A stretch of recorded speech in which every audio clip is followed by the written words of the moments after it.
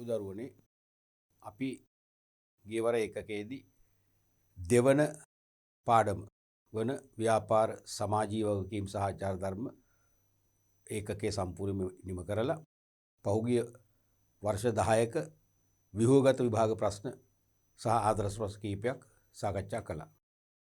අපි අද කතා කරන්න යන්නේ ඒ පාඩමටම අදාළව පහුගිය විභාග ප්‍රශ්න පත්‍ර 10ක වාස්තවික අභ්‍යාස. වාස්තවික ප්‍රශ්න නැත්නම් කෙටි ප්‍රශ්න. ඔයාලා දන්නවා ව්‍යාපාර දිනේ පේපර් එකේ 1 2 කියලා කොටස් දෙකක් තියෙනවා. දෙවෙනි කොටස තමයි ව්‍යුහගත. පළවෙනි කොටස තමයි වාස්තවික අභ්‍යාස යොමු වෙන්නේ.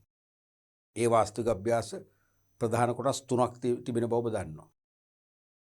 බහුවර්ණ නැත්නම් MCQ multi choice questions MCQ ප්‍රශ්න 30ක් ලැබෙනවා. ඒ වගේම නිශ්චිත පිළිතුරු සපයලා හිස්තැන් පුරවන්න ප්‍රශ්න 10ක් ලැබෙනවා. ඊට අමතරව කෙටි නිශ්චිත පිළිතුරු ලියන්න ප්‍රශ්න 10ක් ලැබෙනවා. සියල්ල ප්‍රශ්න 50යි ලකුණු දෙක බැගින් ලකුණු 100ක් ලැබෙනවා. මම මෙතනදී කලින් වතාවකත් ඕගොල්ලන්ට මතක් කළා. කලින් වීඩියෝ එකක විශේෂයෙන්ම නැවත නැවතත් මේක මතක් කරන්න ඕනේ. දැන් පේපර් මාකින් වලට සම්බන්ධ වෙච්ච කෙනෙක් වශයෙන් අවුරුදු 12ක් සම්බන්ධ වූ පරීක්ෂකවරයෙක් වශයෙන් ඔබ විභාගෙදී දෙවන ප්‍රශ්න පත්‍රය නම් ව්‍යුහගත ප්‍රශ්න ලැබෙන දෙවන ප්‍රශ්න පත්‍රයේ සාර්ථකව ලියනවා.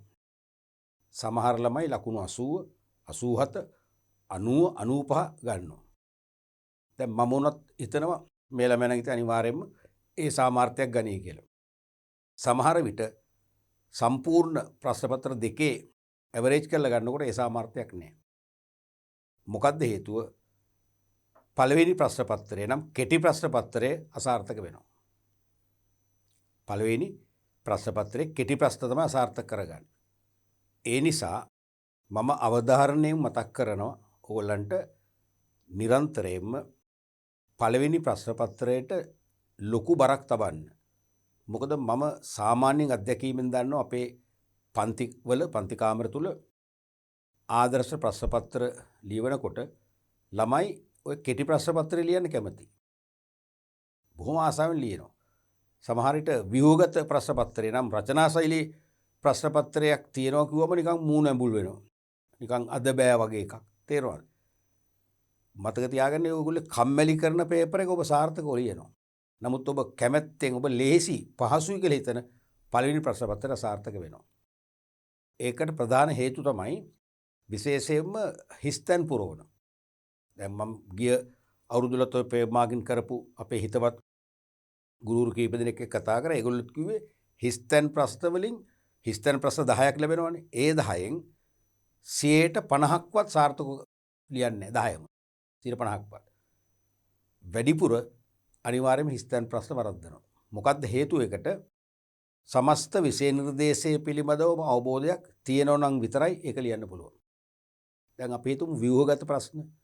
ඕගොල්ලෝ අපි හිතමු අලෙවිකරණයේ කියන දීර්ඝ පාඩමේ ඔබට නිෂ්පාදන මිශ්‍රය කියන ඒකකය දීර්ඝ ඒකකයක් නැත්නම් පරිච්ඡේදයක්. නිෂ්පාදන මිශ්‍රය කියන එක ඔබට වැටහුන්නේ නැහැ කියන්නකෝ. එක්ක ඔබ පාසලේදී උපකාරක පන්තියේදී පාඩම මිස් කරගත්ත අසනීපයක් හරි මොන හරි නිසා. එහෙම හිතන්නකෝ. ඔබ ඒක සම්පූර්ණ කරගත්තෙම නැහැ. නමුත් ඒකත් සමහර විට බලපාන්නේ විභාගෙට. මොකද සමහර නිෂ්පාදන මිශ්‍රයෙන් සමහර විට එක ප්‍රශ්නයක්වත් යොමු වෙන්නේ නැහැ. ඒ තව තියෙනවනේ මේක ගණනාවක්. සමහර විට නිෂ්පාදන මිශ්‍රයෙන් චූටි ප්‍රශ්නයක් අහන ඔබට ඒක ලියන්න පුළුවන්. තේරුණාද? ඒ කියන්නේ අනිවාර්යයෙන්ම ව්‍යුහගත එකේ අර මුළු පාඩමෙන්ම රෝමි ඉලක්කම් වලින් ගත්තොත් රෝමි ඉලක්කම් දෙකක් නැත්තම් තුනක් නේ අහන්නේ. ඉතින් ඒ දෙක තුන කොහොම හරි ඔබට ලියන්න පුළුවන්. නමුත් මේක එහෙම නෙවෙයි. මේකේ සෑම අස්සක් මුල්ලක් නැරම විශේෂකවල බරතැබීමක් කරලා ප්‍රශ්න හදනවා. ඒ නිසා සෑම පාඩම් ඒකකයකම අතුරු සිදුරු නැතුව ඔබට වැටහීමක් තියෙනවා නම් විතරයි හිස්තැන් ප්‍රශ්න වලට සාර්ථකව ලියන්න පුළුවන්. ඒ වගේම කෙටි නිශ්චිත ප්‍රශ්න 10ත් එහෙමයි. ඒකත් වරද්ද ගන්නවා. මොකද හේතුව ඒක වනන්න බැහැනේ දරුවනේ. දැන් අපි හිතමු කේස් ස්ටඩි එකක් දෙනවා. නිෂ්පාදන ආයතනයක නිෂ්පාදන කළමනාකරුවෙක් කිසියම් භාණ්ඩ ප්‍රමාණයක් නිෂ්පාදනය කරන තීරණය කරලා නිෂ්පාදන ඉංජිනේරුවෝ සමග සාකච්ඡා කරලා මෙච්චර යෙදවුම් සූදානම් කරගෙන ඕම කියලා විස්තරයක් දෙනවා. දීලා ඕකෙන් ප්‍රශ්න අහනවා. ඕක ඕගොල්ලෝ කොහොම හරි ලියනවා. ඒ කේස් ස්ටඩි එකේම සමහර උත්තර ඔබට එළියට ගන්න පුළුවන්. ඒක ලියවෙනවා අනිවාර්යයෙන්. නමුත් කෙටි නිශ්චිත පිළිතුරු සපයන්න කියලා යොමු වන ගැටලු වලට එහෙම වනන්න බෑනේ. හිතන්න බෑනේ. කෙලින්ම ලියන්න ඕනේ. උදාහරණයක් වශයෙන් ශ්‍රී ලංකාවේ පාරිභෝගිකයන් ආරක්ෂා කිරීමට ක්‍රියාත්මක වන ප්‍රධාන ජාතික ආයතන කුමක්ද? පාරිභෝගික කටයුතු පිළිබඳ අධිකාරිය. වෙන ව්‍යාතිරේක නැහැනේ. විකල්ප නැහැ. ඒ උත්තරේම ඕනේ. ඊළඟට ශ්‍රී ලංකාවේ නිෂ්පාදකයින් නවෝත්පාදනයක් සිදු කරාම ඒකේ අයිතිය Taman වෙත තබා ගැනීමට ස්වාධිකාර බලපත්‍රයක් ලබාගත යුත්තේ කිනම් ජාතික ආයතනයෙන්ද? ඇහුවොත් මොකද්ද උත්තරේ? ශ්‍රී ලංකා ජාතික බුද්ධිමය දේපල කාර්යාලය. ඒක නිශ්චිතවම ලියන්න ඕනේ. ඔබ ඒදිත් වැරදිලාවත් ශ්‍රී ලංකා ජාතික බුද්ධිමය දේපල ආයතනය කිව්වොත් ලකුණු ලැබෙන්නේ නැහැ. ගොඩක් ළමයිට හුරු වෙලා තියෙනවා ඕක ලියන්න ශ්‍රී ලංකා ජාතික බුද්ධිමය දේපල කාර්යාංශය කියලා. කාර්යාංශිකොත් වැරදි. ආයතනිකොත් වැරදි. ශ්‍රී ලංකා ජාතික බුද්ධිමය දේපල කාර්යාලය කියන උත්තරේම නැත්තම් ලකුණු ලැබෙන්නේ නැහැ. ඔන්න ඔය අපහසුතාවය ඔබට දැනෙන්නේ ඔබට නොදැනෙන අපහසුතාවයකින් ඔබ පීඩා විඳිනවා. තේරෙනවද? ඔබට ඒ පීඩාව නැත්තම් ඒ අපහසු දැනෙන්නේ නැහැ. ඔබ හිතනවා මම ලියවන ශ්‍රී ලංකා ජාතික බුද්ධිමය කියලා ලියවන. ලියවට ලකුණු ලැබෙන්නේ. ඔන්න ඕක තමයි අමාරුම දේ. ඒ නිසා ඔබ වැඩිපුර අවධානය යොමු කරන්න ඕනේ. විෂය නිර්දේශය සම්පූර්ණයෙන්ම නිවැරදිව සංකල්පීය වශයෙන් න්‍යායාත්මකව හැදෑරීමක් කළොත් පමණයි මේ වාස්තික ප්‍රශ්න පත්‍රයේ ලකුණු 100න් වැඩිම ලකුණු ප්‍රමාණයක් ගන්න පුළුවන් වෙන්නේ. ඒ නිසා මතක තියාගන්න ලකුණු 80න් උඩ දෙවන ප්‍රශ්න පත්‍රයට ගත්තට පළවෙනි ප්‍රශ්න පත්‍රයේ සමහර ලකුණු 45න් 50 55 60න් සීමා වෙනවා. එතකොට ඒ සාමාර්ථයක් ලැබෙන්නේ නැහැ බොහෝ වෙලාවට. B සාමාර්ථයත් අමාරුවෙන් තමයි ලැබෙන්නේ. අනිත් එක MCQ. ඒ බහුවර්ණ ප්‍රශ්න වලට උත්තර ලියද්දි මගේ තර්කය, මගේ මානය මැනීම ඒ 30න් 25ක් ඔබ හරියට ලියනවා නම් ඔබට අවශ්‍ය ලකුණු ලැබෙනවා. එතකොට හිස්තැන් ප්‍රශ්න වලින් භාගයක්, කෙටි නිශ්චිත වලින් භාගයක් කිව්වොත් ලකුණු 70ක් 75ට යන්න පුළුවන්. 25ක්. හැබැයි 20ට අඩු නම් ඒ සාමාර්ථයක් කියන සිහිනය කවදාකවත් සැබෑ වෙන්නේ නැහැ. අනිවාර්යෙන් 20 ලියන්නම ඕනේ. අඩුම ගානේ 21ක් 22ක් 23ක් ලියන්නම ඕනේ. එතකොට අඩුම ගානේ 21ක් 22ක් 23ක් ලියන්නම ඕනේ. ඒකත් ලියන්න පුළුවන්. මන් දකින විදියට ඇත්තරම පේපර් එකේ ඔය MCQ ප්‍රශ්න තිය ලේසි. මොකද හේතුව? ප්‍රශ්නේ අහනවා උත්තර තියෙනවනේ. හරි උත්තරේ තියෙනවනේ. දැන් ඔබ විෂය නිර්දේශය යම් තාක් දුරකට හරි අතපත ගාලා තිබුණොත් එහෙම අයටත් අර උත්තරේ ටච් වෙනවා. උත්තර පහ කියවනකොට පිළිතුරු පහ කියවනකොට වඩා නිවැරදිම පිළිතුර ඔබට අනිවාර්යයෙන්ම ඔලුවට වදිනවා. මම මතක් කරනෝනේ සිහිපත් වෙනෝනේ. ඒ නිසා ඒක ගැටලුවක් වෙන්නේ නැහැ බොහෝ විට. නමුත් ගැටලුවක් කරගන්නේ ඔබ කලබල වීම. දැන් අපි හිතමු යම් ප්‍රශ්නයක උත්තර පහක් දෙනවා. පළවෙනි උත්තරේ කියන එක වැරදි. දෙවෙනි උත්තරේ කියනවා හරි. කෙලින්ම එක මාක් කරනවා. අර යට උත්තර තුන කියවන්නෙම නැහැ. බලන්නෙම නැහැ. ඒ වැඩේ කරන්න එපා. නැවතත් කියනවා කරන්න එපා. මොකද දෙවන උත්තරේ නිවැරදි කියලා ඔබට දැනුණට 3 4 5 කියන පිළිතුරු තුනේ ඊට වඩා නිවැරදි නැත්නම් ඊට වඩා පරිපූර්ණ උත්තරයක් තියෙන්න පුළුවන්. සමහර දෙවෙනි උත්තරෙත් හරි. ඒක අර්ධ නිවැරදි භාවයක් තියෙන. නමුත් හතරවෙනි උත්තරේ පූර්ණ නිර්වත්‍යාවක උත්තරයක් වෙන්න පුළුවන්. අන්න ඒ නිසා මම කියන්නේ කොච්චර විශ්වාස වුණත් දෙවෙනි එක හරි කියලා තේරුණාද? උත්තර පහම කියවන්න. කොච්චර ලේසුණත් පිළිතුරු පහම කියවන්න. කියවනකොට අනිවාර්යයෙන්ම වැරදි උත්තරේ හම්බ වෙනවනේ. වඩාත්ම වැරදි උත්තරේ මුලින්ම කට් කරන්න. පෑනේ මාක් එකක් දාන්න. ඊළඟට සාවද්‍ය උත්තරේ අයින් කරන්න. මාක් එකක් දාන්න. ඊළඟට සාවද්‍ය එකක් අයින් කරන්න. දැන් ඉතිරි වෙනවා පිළිතුරු දෙකක්. දෙකම හරි වගේ පේන්නේ. දෙකම නිවැරදි කියලා දැනෙනවා. අන්න එතනදී ඒ නිවැරදි කියලා දැනෙන පිළිතුරු දෙක ප්‍රශ්නෙත් එක්ක ගලපන්න. ප්‍රශ්නෙත් එක්ක සසඳන්න. සසඳලා පේතුමු තරාදියක් අරගෙන මානසිකව තරාදී එක පැත්තකට දාන්න ප්‍රශ්නේ. එක පැත්තකට අර පිළිතුරු දෙකෙන් එකක් දාන්න. දැම්මම තුලිත භාවයක් නැත්තම් අන්බැලන්ස් නම් ඒ උත්තරෙත් අයින් කරන්න. ඊළඟ උත්තරේ දාන්න. දැම්මම ප්‍රශ්නෙත් එක්ක 100ක් මැච් වෙනවා. සමතුලිත වෙනවා කියලා හැඟෙනවා නම් ඒක තමයි තෝරන්න පිළිතුරු. ඒ නිසා බහුවර්ණ ප්‍රශ්නෙදි මම විශේෂයෙන්ම කියනවා ප්‍රශ්නය ලේසි කියලා දැනෙනවා නම් කලබලයට ඉක්මනින් පිළිතුරු ලියන්න යන්න එපා. ඒක වරදිනවාමයි. පහසු වුණාට බහුවර්ණ ප්‍රශ්නේ පහසු වුණාට සමීප සමාන උත්තර දෙකක් තියෙන පුළුවන්. වඩාත් නිවැරදි පිළිතුර තෝරලා පරිස්සමට පිළිතුරු ලියන්න ඕනේ. ඔන්න ඔය ක්‍රමය අනුගමනය කරේ නැත්නම් ඔබට මේ වාස්තවික ප්‍රශ්න පත්‍රයේ වැඩි ලකුණු ප්‍රමාණයක් ගන්න බැරි වෙනවා. දෙවෙනි කාරණය සමස්ත විෂය නිර්දේශයේම අවබෝධයක් අරගෙන තියෙන්නට ඕනේ. ඔන්න ඔය පසුබිම එක්ක ගියොත් ඔබට ව්‍යුහගත ප්‍රශ්න පත්‍රයේදී වගේම මේකෙදි ලකුණු 75න් උඩ ලකුණු ප්‍රමාණයක් අරගෙන ඔබට ඉලක්ක වලට යන්න පුළුවන්කම ලැබෙයි. හරිනේ?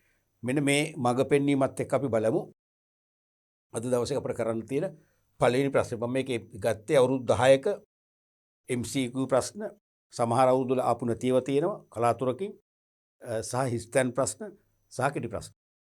පළවෙනි ප්‍රශ්නය නිවැරදි පිළිතුර තෝරා එහි අංකය ප්‍රශ්න ඉදිරියෙන් ඇති තිත්තිර මත ලියන්න. මේ වගේ තියෙනවනේ මතකනේ වරහන් ඇතුළේ තිත් පෙළක්. ඒතර තමයි උත්තර ලියන්න ඕනේ.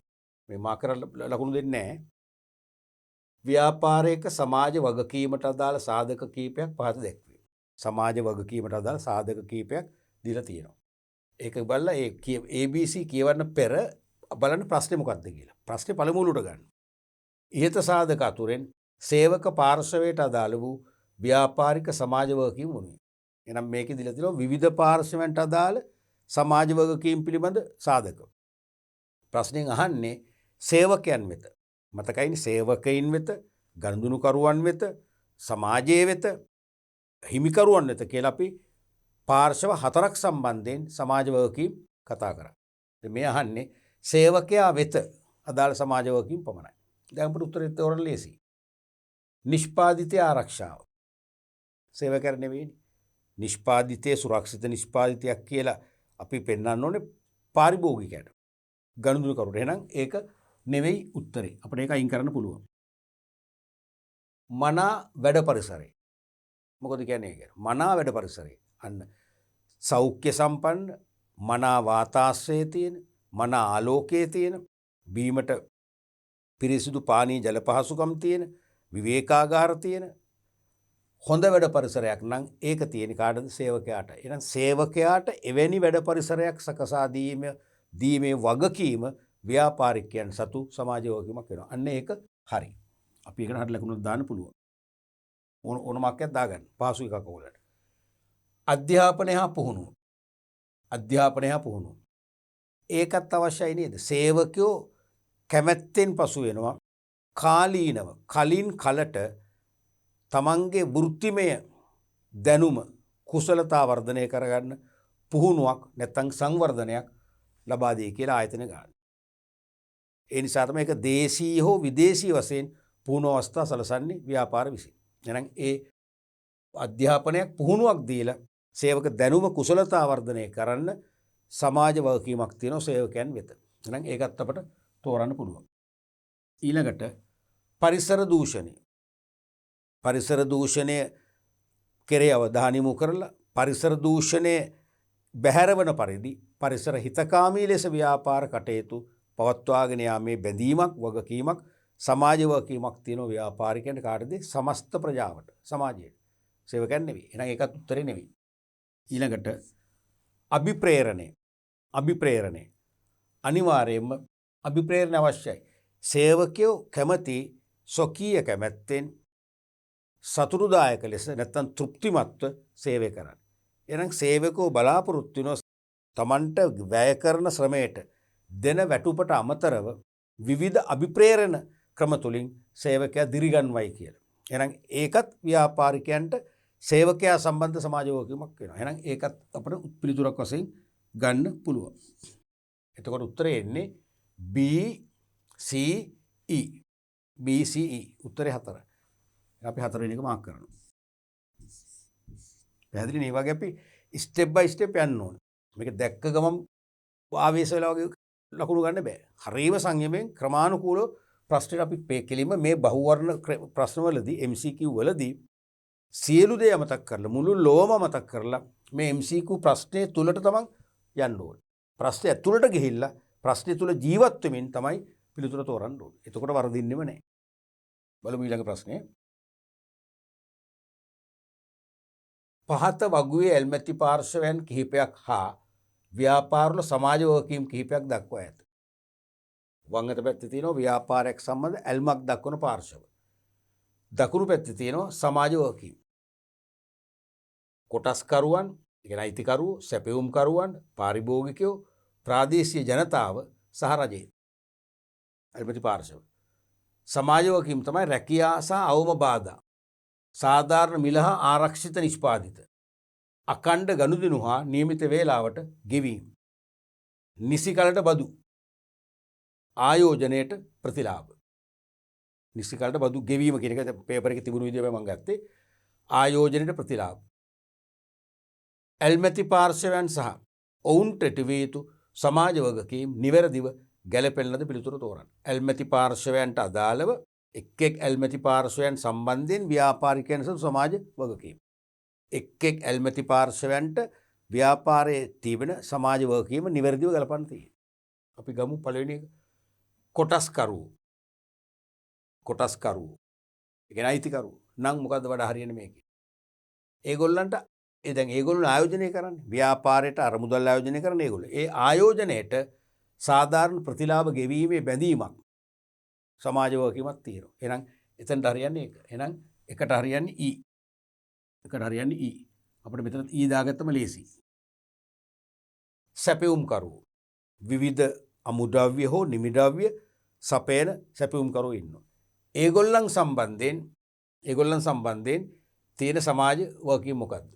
රැකියා සහ අවම බාධා, සාධාරණ මිල හා ආරක්ෂිත නිෂ්පාදිත, අඛණ්ඩ ගනුදෙනු හා නියමිත වේලාවට ගෙවීම. අන්න සැපයුම්කරුවන් සමග අඛණ්ඩව ගනුදෙනු කරන්න ඕන. දැන් ව්‍යාපාරිකයෙන් අද එක් සැපයුම්කරුවෙක්ගෙන් අරගෙන ඊළඟ සතියේ හෝ ඊළඟ මාසේ වෙනස් සැපයුම්කරුවෙක්ගෙන් ගන්නව නම් අර මුල් සැපයුම්කරුවා පීඩනයට පත් වෙනවා. මොකද එයා අවශ්‍ය අමුද්‍රව්‍ය වෙන්න පුළුවන්, නිමි භාණ්ඩ වෙන්න පුළුවන්, සූදානම් කරනවා, ගබඩා කරලා රැස් කර තබාගෙන අපිට දෙන්නේ. අපි ආගෙන යනුම් කරන්නේ. ඒක අසාධාරණයි. ඒ නිසා විශේෂිත ප්‍රශ්න නැත්තම් ගැටලු නැත්නම් අඛණ්ඩව අපිත් එයත් එක්ක ගනුදෙනු කරන්න ඕනේ. මොකද එයා බලාපොරොත්තු වෙන එක. සහ එයාට නියමිත වේලාවට එයාගේ සැපයුම් සඳහා අපි මාසෙන් ගෙවනවා කිව්වනම් මාසෙ නිම වෙන්න පෙර මුදල් ගෙවලා අවසන් කරන්න ඕනේ. එහෙනම් ඒක තමයි සැපයුම් කරන්න දාලා වෙන්නේ. ඒ කියන්නේ C. C. ඊළඟට පාරිභෝගිකයෝ. පාරිභෝගිකයන්ට මේක ඔබට පේන උත්තර දෙන්න ලේසි. සාධාරණ මිල හා ආරක්ෂිත නිෂ්පාදන. ගනුදෙනුකරු නැත්නම් පාරිභෝගික අපේක්ෂා කරන්නේ තමන්ගේ වැය කළ හැකි ආදායම අනුව ඉතා සාධාරණ මිලක් සහ සුරක්ෂිත නිමවුමක්, සෞඛ්‍ය ආරක්ෂිත නිමවුමක් අපේක්ෂා කරන. එහෙනම් ඒක බලපාන්නේ පාරිභෝගිකයින්ට. B. ප්‍රාදේශීය ජනතාව. ප්‍රාදේශීය වශයෙන් ජීවත් වන පුරවැසියෝ අපේක්ෂා කරන රැකියා. තේරුණාද? රැකියා සපයන්නේ නැහැනේ රජේ. ව්‍යාපාරන සපයන්නේ. එහෙනම් ප්‍රාදේශීය ව්‍යාප්ත වෙච්ච ව්‍යාපාර වලින් රැකියා අපේක්ෂා කරන ප්‍රාදේශීය ජනතාව. ඒ වගේම අවම බාධා. ඒ ව්‍යාපාර ක්‍රියාකාරකම් වලින් ප්‍රාදේශීය වශයෙන් ජීවත් වන ජනතාවගේ පැවැත්මට නැත්නම් ජන ජීවිතයට කිසිදු බාධාවක් ඇති වෙන්න බෑ. එහෙනම් ඒ ප්‍රාදේශීය ජනතාවගේ ජීවන පැවැත්මට බාධා ඇති නොවන පරිදි ව්‍යාපාර කටයුතු පවත්වාගෙන යාමත් හැකි පමණ උන්ට රැකියා අවස්ථා ප්‍රදානය කිරීමේ සමාජ වගකීමක් තියෙනවා ව්‍යාපාරිකයන්ට. එහෙනම් එතනට ගැලපෙන්නේ ඒ. තුරු වෙන රජයට ව්‍යාපාර භාණ්ඩා සේවා නිපදවලා අලෙවි කරලා ලාභ උපයනවා. අන්නේ ලාභ වලින් සාධාරණ බද්දක් රජයට ගෙවන්න ඕනේ. එහෙනම් රජයේ සම්බන්ධ සමාජ වගකීම තමයි නිසි කාලට බදු ගෙවන එක. එහෙනම් එතනට එන්නේ D. ECBAD මොකෙද තියෙන්නේ? ECBAD පිළිතුර 3. ඒ වගේ පිළිවෙලට ක්‍රමානුකූලව කලබලයක් නැහැ. අනිවාර්යයෙන්ම විනාඩි 2ක් ලැබෙනවනේ. තේරුණාද? සමහර ඒවා අපිට විනාඩියෙන් කරන්න පුළුවන්. ඒ නිසා අමාරු කරපට විනාඩි 3කුත් ඉතුරු කරගන්න පුළුවන්. මේ කාලේ හොඳටම ඇති. කාලය ගැන හිතන්න එපා. ඊළඟ ප්‍රශ්නත් අපි යමු බලන්න. මේ 2012 විභාග ප්‍රශ්නය. 2012 පේපර් එකේ යන 4 වෙනි ප්‍රශ්නය. මේ පේපර් එකේ අංකය තමයි මෙතන දැම්මේ. මේ අපේ අංකය 2012 4 වෙනි ප්‍රශ්නය. ව්‍යාපාරයකින් ඉටු විය යුතු සමාජ වගකීම් කිහිපයක් පහළ දැක්වේ. ව්‍යාපාරයක් විසින් ඉටු කළ යුතු සමාජ වගකීම් මාලාවක් දීලා තියෙනවා. ප්‍රශ්නේ අහන්නේ මොකද්ද බලන්න. මේවා අතුරින් සේවක පාර්ශවයට පමණක් ඉටු විය යුතු සමාජ වගකීම් ඇතුළත් පිළිතුර තෝරන්න. විවිධ පාර්ශව වෙනුවෙන් ඉටු කළ යුතු සමාජ වගකීම් තමයි මේ දීලා තියෙන්නේ. අහන්නේ සේවකයන් වෙත ඇති සමාජ වගකීම්. සේවකයන් වෙනුවෙන් ඉටු කළ යුතු සමාජ වගකීම්. කාර්යක්ෂම කියන එක. කාර්යක්ෂම කළමනාකරණය. කාර්යක්ෂම කළමනාකරණය සේවකයන්ටද? නැත්නම් නිවැරදි කළමනාකරණයක් සේවකයන් නෙවෙයි. ඒකයි අයිතිකරුවන්. හිමිකරුවන් වෙනුවෙන් කළමනාකරණය කරන්නේ. එහෙනම් හිමිකරුවන් වෙනුවෙන් කාර්යක්ෂම විධිමත් කළමනාකරණයක් ගෙන යාම වැදියාව තියෙන එක සේවකයන්ට දාලා නැහැ. ඒ වෘත්තිමය ආරක්ෂාව. ඒ ගැන මොකද කියන්නේ? වෘත්තිමය ආරක්ෂාව, රැකියාවේ ආරක්ෂාව ඒක බලපානවා. සේවකයන්ගේ රැකියාවේ සුරක්ෂිත බව තහවුරු කිරීම සේවකයන් සඳහා වූ සමාජ වගකීමට අනිවාර්යයෙන්ම අයිති වෙනවාමයි. සෑම සේවකයෙක්ම අස්තිර සේවකයෙක් වශයෙන් බදවගත්ත මොහොතේ සිට එයා බලන්නේ හැකිනම් දින 2කින් 3කින් මාසෙකින් ඉක්මනින්ම රැකියාව ස්ථිර කරගන්න. රැකියාව ආරක්ෂා කරන්න. ඒ රැකියාව සුරක්ෂිත කර දීමේ වගකීම සමාජ වගකීමක් වෙන සේවකයට අන්න ඒක අපිට සිලෙක්ට් කරන්න පුළුවන්. වෘත්තිමය ආරක්ෂාව. ප්‍රජා සත්කාරය. ප්‍රජා මිනිස් වර්ගය. මිනිස් වර්ගයාට සේවා සැලසීම පොදුවේ. අපි හිතමු පුස්තකාල විවෘත කර දීම, උද්‍යාන ඉදි කර දීම, මංමාවත් ඉදි කර දීම, සමහරට අබලන් පාරක් අලුත්වැඩියා කර දීම. ඒ වගේ ප්‍රජා සත්කාර නම් කාටද? ප්‍රජාවට. සේවකයන් නෙවෙයි. එහෙනම් ඒකත් අපි අයින් කරලා දාමු. ඊළඟට විනිවිද භාවය. විනිවිද භාවයෙන් ක්‍රියාත්මක වෙන්න ඕනේ ආයෝජකයන්. නැත්නම් අයිතිකරුවන්ට. දැන් කළමනාකරුවෝ අයිතිකරුවන් වෙනුවෙන් ක්‍රියාත්මක වෙන්නේ. අයිතිකරුවන් වෙනුවෙන් ක්‍රියා කරමින් නිවැරදි කළමනාකරණ තීරණ ගනිමින් සීමිත සම්පත් වඩා ඵලදායී ලෙස මෙහෙයුම් ක්‍රියාවලියට ආදේශ කරලා උපරිම ප්‍රතිලාභ ලබා දෙන්න ක්‍රියාත්මක වෙනවා. හැබැයි ඒ ක්‍රියාදාමයේදී කළමනාකරුවන්ගේ සෑම කළමනාකරණ තීරණයක්ම සහ කළමනාකරණ ක්‍රියාමාර්ගයක්ම විවෘතව සිදු වෙන්න ඕනේ. ඒ කියන්නේ හිමිකරුවන්ට සැකසංකා ඇති නොවන ආකාරයෙන් ක්‍රියාත්මක වෙන්න ඕනේ. විනිවිද භාවය. එහෙනම් ඒකත් සේවකයන් නෙවෙයි අයිතිකරුවන්ට ඇති. ඒකත් පිළිතුර නෙවෙයි. ආරක්ෂිත නිෂ්පාදිත. සුරක්ෂිත නිෂ්පාදිත. සෑම පාරිභෝගිකයෙක්ම අපේක්ෂා කරන්නේ වැය කරන මිලට ස්තරම් ගණේ නිෂ්පාදිතයක්. ස්තරම් ගණේ භාණ්ඩයක්. ස්තරම් කියන්නේ එයාගේ වුවමනා තෘප්තිමත් කළ හැකි වෙන්නත් ඕනේ. සෞඛ්‍යමය ගැටලු මතුවෙන්නත් බෑ. එහෙනම් එවැනි සුරක්ෂිත නිෂ්පාදිතයක් ලබා දීමේ බැඳීම සමාජ වගකීම තියෙන කාටද? පාරිභෝගිකයාටයි. සේවකයන්ට නෙවෙයි. එහෙනම් ඒකත් උත්තරේ නෙවෙයි. සෞඛ්‍ය පහසුකම්. ඒක නම් ටිකක් හිතන්න පුළුවන්.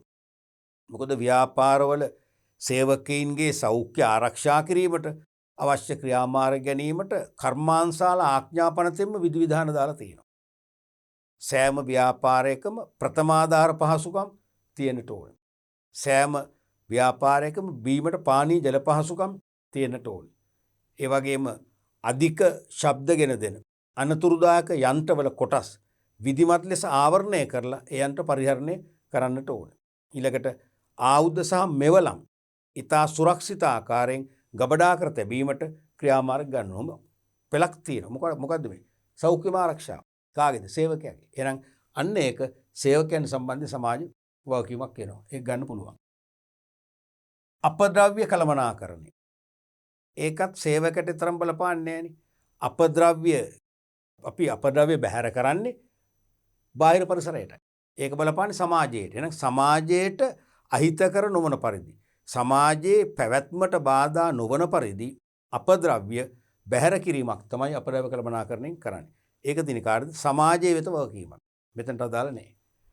ඊළඟට රැකියා නියුක්තියට දායක වීම. දැන් රටේ ජීවත් වන මිනිස්සුනේ රැකියා අපේක්ෂා කරන්නේ කාගෙන්ද? රජයෙන් නෙවෙයි. රජය තුල රැකියා නැහැ. තියෙන ව්‍යාපාර තුලයි. එහෙනම් ව්‍යාපාරිකයන්ට පැහැදිලි වගකීමක් තියෙනවා සමාජ උදෙසා හැකියපමණ රැකියා ප්‍රදානය කරන්න. එහෙනම් ඒක සමාජයට මිසක සේවකයාට නොවේ. එහෙනම් එයද පිළිතුර නොවේ. ඊළඟට සමානාත්මතාව. සෑම ව්‍යාපාරයකම සේවකයන් වෙත ඇති සමාජ වගකීමක් තමයි සියලු සේවකයන් සමානව සැලකීම. ජාති කුල ආගම් භේද වලින් තොරව ඥාති හිතමිත්‍ර සම්බන්ධතා වලින් තොරව සියලුම සේවකයින්ට එක හැන්දෙන් බෙදීම, සමාන අයිතිවාසිකම් ලබා දීම, සමානව සැලකීම කියන වගකීම තියෙනවා සේවකයන් සඳහා. එහෙනම් ඒකත් සේවකයන් සම්බන්ධ සමාජ වගකීමක් වෙනවා. එහෙනම් දැන් පිළිතුරු තුන තේරුවා BFI. BFI කියන්නේ පස්වෙනි පිළිතුර. පස්වෙනි පිළිතුර. තේරුණානේ? ඒ වගේ බොහොම දැන් කලබල වුන්නේ නැහනේ. අපි උත්තර කොටස් දුන්නා, සමාජ වගකීම් දුන්නා 8ක්. ඒ 8ම අපි කියෙව්වා. අපිට කොච්චර විශ්වාස වුණත් අපි නිකම් මුඩින් පල්ලෙන් ගත්තේ නැහනේ. 8ම කියලා අපි බොහොම අවධාරණය යොමු, දැඩි අවධානය යොමු කරලා තමයි උත්තරේ තේරුවේ. ඒතර වරදින්නේ නැහැ. ඊළඟ ප්‍රශ්නේ බලමු. මේ 2013 විභාග ප්‍රශ්නය. 2013 විභාග ප්‍රශ්න පත්‍රයේ ඒ හතරවන සාමාන්‍ය මේ ප්‍රශ්නේ 4 හෝ 5 ඔය දෙකෙන් එක තමයි එන්නේ. 4වන ප්‍රශ්නය. ව්‍යාපාර සමාජ වගකීම් සංකල්පය යනු. නිර්වචනය MCQ වලින් අහලා තියෙනවා. ව්‍යාපාර සමාජ වගකීම් සංකල්පය යනු නීතියට අනුව ව්‍යාපාර කටයුතු සිදු කළ යුතු යන අදහසයි. අපි දන්නවා ඒක නෙවෙයි උත්තරේ. පොදුවේ අපේ ඔලුගෙඩියේ තියෙන සමාජ වගකීම් කියන්නේ තමන්ගේ ගනුදෙනුකරුවන්ට පමණක් නොවේ. ව්‍යාපාරයට සම්බන්ධ සෑම පාර්ශවයකටම වඩා හොඳයි ඇල්මැති පාර්ශවයන් සියලු දෙනාටම යහපතක් වන ආකාරයෙන් ඔවුන්ගේ අරමුණු ඉෂ්ට වන ආකාරයෙන් වඩා සාධාරණ හා වගකීමෙන් ව්‍යාපාර කටයුතු වල යෙදීමට ඇති බැඳියාව. අන්න ඒ අර්ථය මේ පළවෙනි එකේ නෑ. කොටස්කරුවන්ගේ අරමුණු ඉටු කළ යුතු වන අදහස. නෑ නේද? ඒකට උත්තරේ ආංශිකයි. ආංශිකයි. එහෙම එක පැත්තකට නැඹුරු සංකල්පයක් නොවේ. සමාජය කියන්නේ සමස්ත සමාජය. සමස්ත සමාජයටම විවෘත සංකල්පයක්. එහෙනම් මේ දෙකම වැරදි. තුන්වෙනි එක ව්‍යාපාරික තීරණ ගැනීමේදී කොටස්කරුවන්ගේ අරමුණු නොසලකා හැරිය යුතු යන අදහස. කොහෙත්තම අදාළ නැහැ ඒකනේ. සමාජ වගකීම් වලට ඍණාත්මකව ධනාත්මක දෙපැත්තම අදාළ නැහැ. හතරවෙනි එක ව්‍යාපාරික තීරණ ගැනීමේදී ඇල්මැති පාර්ශවයන්ගේ අරමුණු සැලකිල්ලට ගත යුතු යන අදහසයි. ඒක නේ මොකද කියන්නේ? ව්‍යාපාරික තීරණ ගන්නකොට ව්‍යාපාරය සම්බන්ධ ඇල්මැති පාර්ශව ඉන්නවනේ. ඇල්මැති පාර්ශවයන්ගේ අරමුණු සැලකිල්ලට ගත යුතු වෙන අදහස. ඒ කියන්නේ ඇල්මැති පාර්ශවයන්ගේ අරමුණු සැලකිල්ලට ගන්න කියන්නේ ඇල්මැති පාර්ශවයන්ගේ අරමුණු නැත්තම් ඕනෑපාකම් ඉටුවන ආකාරයෙන් ව්‍යාපාර කටයුතු සාධාරණව වගකීමෙන් කරන්න කියන අදහසනේ. අන්න එතන තමයි මම හිතන්නේ උත්තරේ තියෙන්නේ. නමුත් අපි බලමු පස්වෙනි උත්තරේ. ව්‍යාපාරික තීරණ ගැනීමේදී ගනුදෙනුකරුවන්ගේ අවශ්‍යතා සහ වුමනා සැලකිල්ලට ගත යුතු වෙන අදහස. ගන්න බෑනේ. මොකද සමාජවකින් අපි අර්ථකථනය කරේ තම ගනුදෙනුකරුවන්ට පමණක් නොවේ. ව්‍යාපාරය සම්බන්ධ ඇල්මක් දක්වන සියලු පාර්ශවයන්ටම යහපතක් වන ආකාරයෙන් ඔවුන්ගේ අරමුණු ඉටුවන ආකාරයෙන් සාධාරණව අවංකව වගකීමෙන් කටයුතු කිරීම. එහෙනම් හොඳම උත්තරේ ඒකට මැච් වෙන උත්තරේ තියෙන්නේ 4 වෙනි පිළිතුර.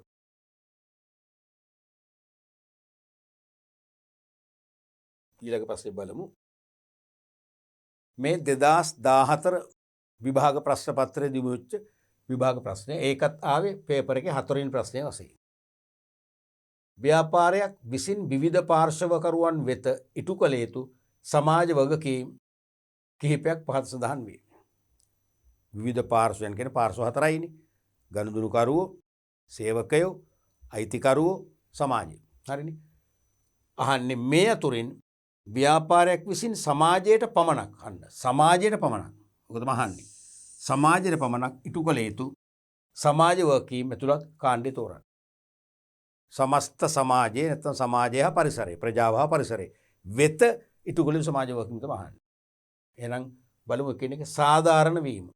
සාධාරණ වීම. සාධාරණ වීම සමස්ත සමාජයට අදාළ වෙයිද? නැහැනේ. සාධාරණව තියෙන සාමාන්‍ය සේවකයින්ට. ඒ වගේම ගනුදෙනුකරුවන්. සමාජයට නෙවෙයිනේ. සමානාත්මතාව. ඒකත් එහෙමනේ. ඒකත් සේවකයින්ට.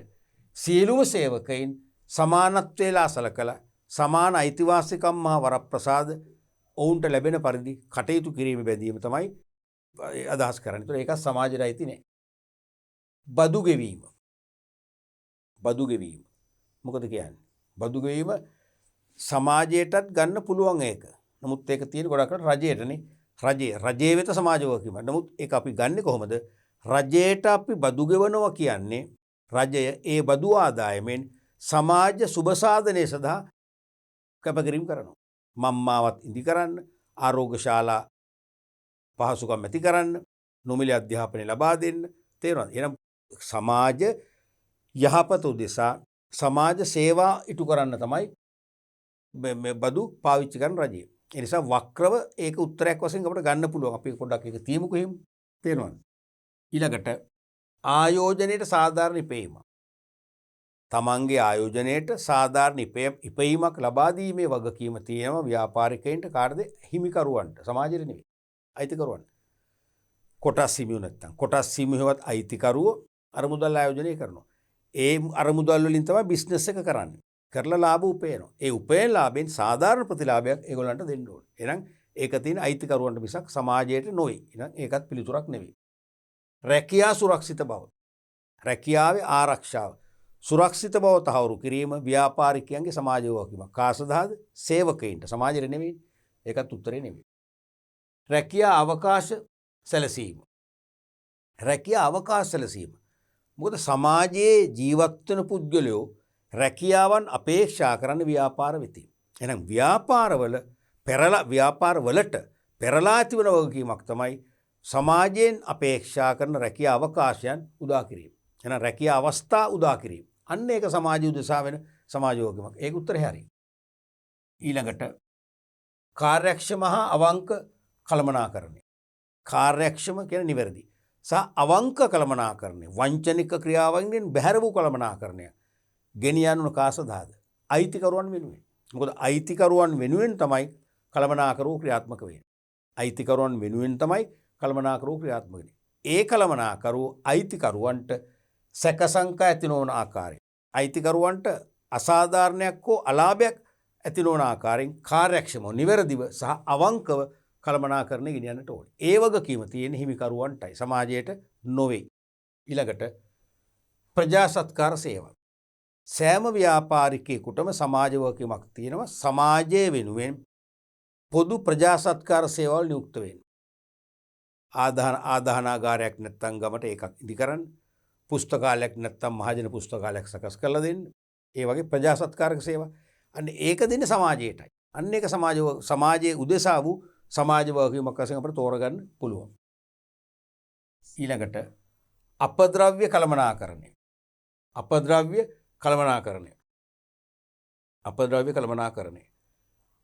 කළමනාකරණය කරන්න ගන්න. ඒක සමාජයේනේ. මොකද අපද්‍රව්‍ය නැත්තම් බැහැර වෙන්නේ මිනිස්සු සමාජයේ ජීවත් වන පරිසරයට. හරිද? ඒ ප්‍රදේශයේ දූෂණය වෙනවා කියන්නේ මිනිසාට ජීවත් වීමට සෞඛ්‍ය සම්පන්න පරිසරයක් අහිමි වෙනවා. එහෙනම් අපද්‍රව්‍ය කළමනාකරණය කිරීමෙන් සමාජය ආරක්ෂා කරන, සමාජයට යහපත් ජීවන පැවැත්මක් ලබා දෙන්න උත්සාහ කරනවා. එහෙනම් ඒක සමාජය වෙත පවතින සමාජ වගකීමක් වශයෙන් ගන්න පුළුවන්. ඊළඟට සෞඛ්‍ය හා ආරක්ෂක පහසුකම්. ඒක පැහැදිලිවම තියෙන කාටද? සේවකයන්ටනේ. තමන් යටතේ වැඩ කරන සේවකයන්ගේ රැකියාවේ සුරක්ෂිත බව තහවුරු කරන්න ඕනේ. ඒ වගේම ඒ සේවකයන්ට අනතුරු මගින් විය හැකි අලාභ හානි අවම කරන්න පියවර ගන්න ඕනේ. උදාහරණයක් වශයෙන් ඔය ආරක්ෂිත හිස් වැසුම්, හෙල්මට් ලබා දීම, නේ, ප්‍රථමාධාර පහසුකම්, ඒ වගේම වැඩ කරන කාර්මිකයින්ට අත්ආවරණ නැත්නම් ග්ලව්ස් සැපීම, ඒ වගේ දේවල්. ඒ වගේම සෞඛ්‍ය, ඒ වගේම මනා වාතාශ්‍රය, මනා ආලෝකයේ සහිත, බීමට පිරිසිදු ජලයේ සහිත වැඩ පරිසරයක්. ඒක සේවකයන්ට. තේරෙනවද? දැන් මේ උත්තර හතරක් මේකේ තියෙනවනේ. අපි තුනයි තේරුවේ. දැන් මේ ප්‍රශ්නේ ටිකක් සංකීර්ණ කියලා පේනවනේ. තුනයි තේරුවේ. එතකොට FHI හරි. මොකක්ද ඊළඟ උත්තරේ සිලෙක්ට් කරන්න ඕන? මම ක්වෙස්චන් මාක් එකක් දැම්මා. බදු ගෙවීම. බදු ගෙවිය යුත්තේ රජයට තමයි. නමුත් ඒ රජයට බදු ගෙව්වට ඒ රජයේ ඒ බදු ආදායම අරගෙන කරන්නේ කාටද? සමාජයට. එහෙනම් සමාජයට සේවය කරන්න. සමාජ සත්කාර වැඩි දියුණු කිරීමේ අරමුණෙන් ව්‍යාපාරිකයෝ රජයට බදු ගෙවනවා. එහෙනම් ඒකත් පැහැදිලිවම මම ඉස්සෙල්ලත් කිව්වා වගේ වක්‍රව සමාජයට එහෙනම් මේකත් අපිට තීරණය කරන්න පුළුවන්. එහෙනම් උත්තරේ එන්න ඕනේ CFHI කියන පස්වෙනි උත්තරේ. පැහැදිලිනේ? දැන් මේක එකපාරට දැකද? එකපාරට කාටවත් මේක සිලෙක්ට් කරන්න බෑ. හොඳ පරිස්සමෙන් සූක්ෂම ගෙනියන්න ඕනේ. දැන් මේ රජයේ දෙපැත්තම තියෙනවානේ. තේරෙනවද? රජයේ කොම කෙලින්ම අපේ ප්‍රජාව කියලා හිතෙන්නේ නෑනේ. නමුත් රජයේ ප්‍රජාව වෙනුවෙන් පෙනී සිටින්නේ. එහෙනම් රජයේ ව්‍යාපාරිකයන්ගෙන් බදු ගන්නවා. ඒ බදු මුදල් ප්‍රජා සත්කාර වෙනුවෙන් කැප කරනවා. ඒ නිසා ඒක ප්‍රජාව වෙත සමාජ වගකීමක් වෙනවා. තේරුණානේ? එහෙනම් පිළිතුර පස්වෙනි එක.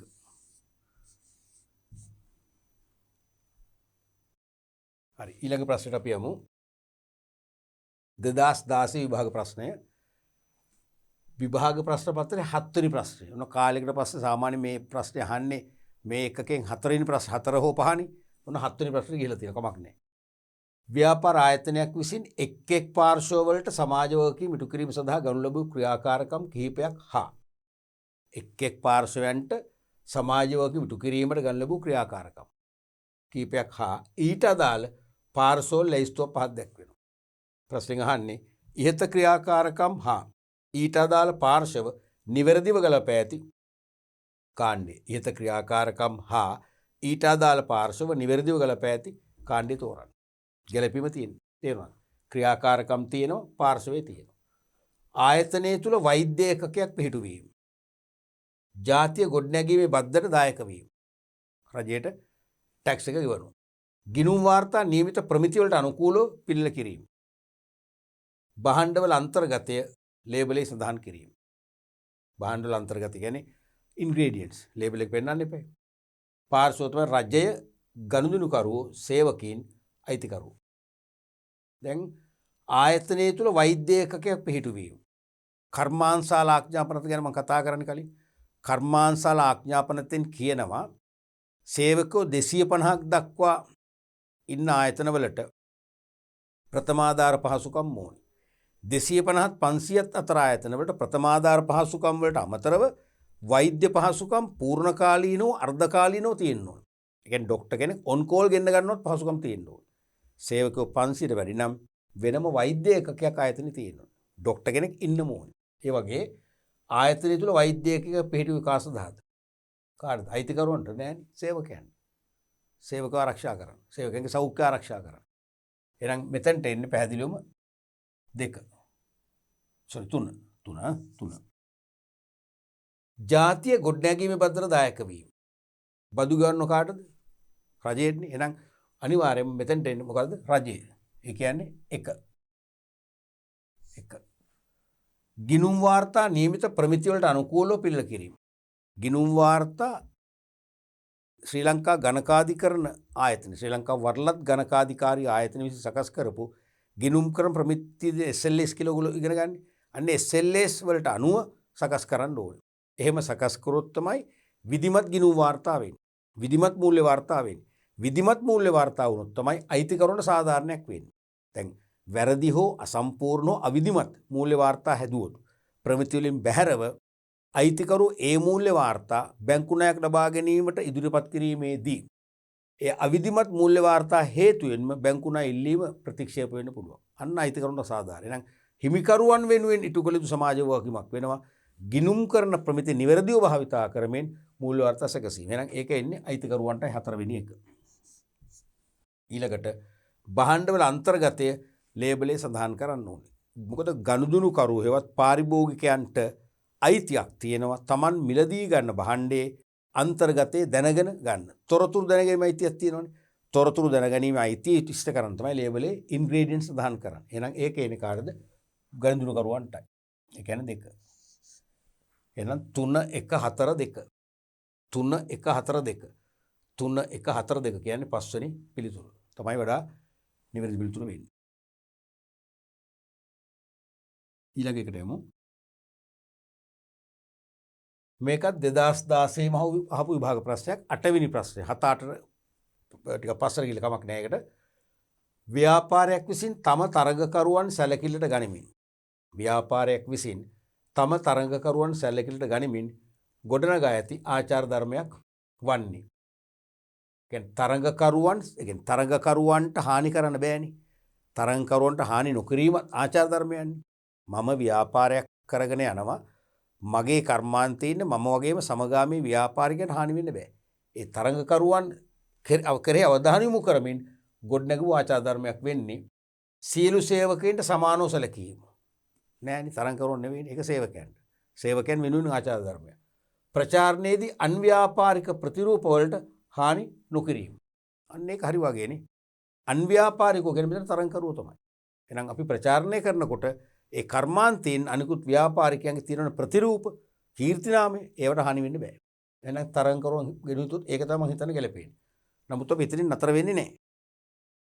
ආගමික සංකේත ව්‍යාපාර කටයුතු යොදා නොගැනීම. ඒක තරගකරුවන්ට දාලා නැහැ.